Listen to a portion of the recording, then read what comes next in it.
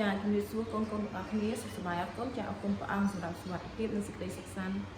ដល់កូនទាំងអស់គ្នាអញ្ចឹងថ្ងៃនេះជួបជាមួយអ្នកគ្រូនៅមេរៀន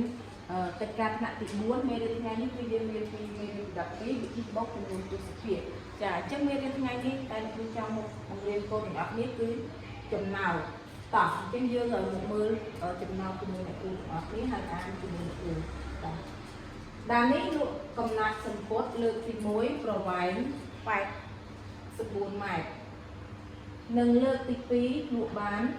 78.9ម៉ែត្រ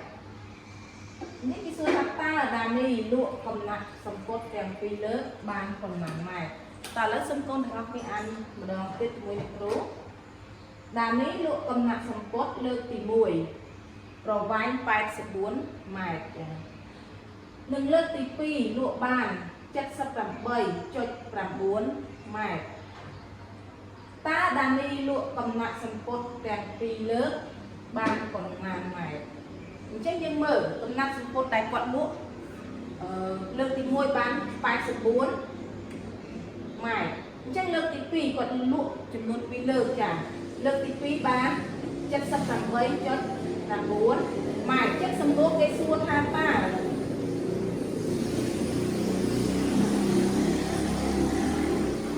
ដានីលក់កំណាត់សម្ពុតទាំងពីរលើកបានប៉ុន្មានម៉ែត្រអញ្ចឹង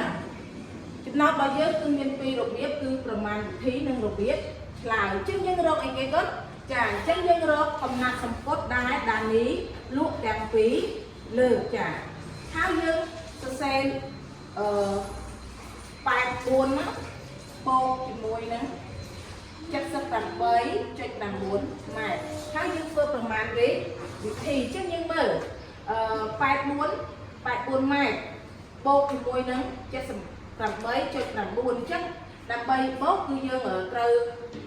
ចំនួនពុតនឹងឲ្យទៅជាចំនួនទស្សភាពអញ្ចឹងយើងត្រូវបន្ថែមចុចនឹង0នៅក្រោយដើម្បីឲ្យក្លាយទៅជាចំនួនទ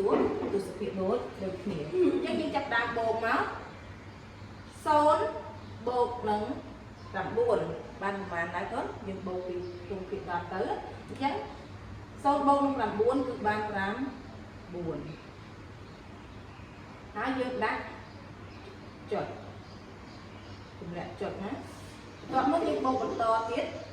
4បូកនឹង8បានប្រហែលដែរគាត់ចាគឺ12យើងសរសេរលេខ2ត្រាតុក1អញ្ចឹង1យើងបូកជាមួយនឹង8ខ្លាយទៅជា9ចា9បូកនឹង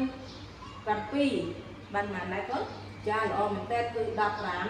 1អញ្ចឹងយើងសរសេរលេខ16ចាអញ្ចឹងនេះចម្លើយឃើញ162.99ម៉ែត្រអញ្ចឹងយើងដាក់មក9ម៉ែត្រយ៉ាងណាអញ្ចឹងចម្លើយយើងដាក់មករបៀបឆ្លើយគឺឃើញចំនួន162.9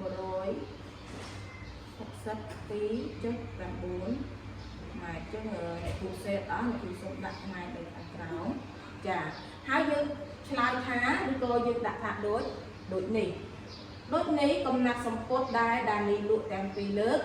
បានគឺ162.9ម៉ែត្រអញ្ចឹងចំណោទរបស់យើងគឺរួចរាល់ហើយចាប់តែប៉ុណ្ណឹងហើយអ្នកគ្រូសង្ឃឹមថាកូនអាចធ្វើចំណោទផ្សេងទៀតបានដោយខ្លួនឯងបើមានចម្ងល់អាចសួរគ្រូនៅពេលក្រោយបានសូមអរគុណច្រើន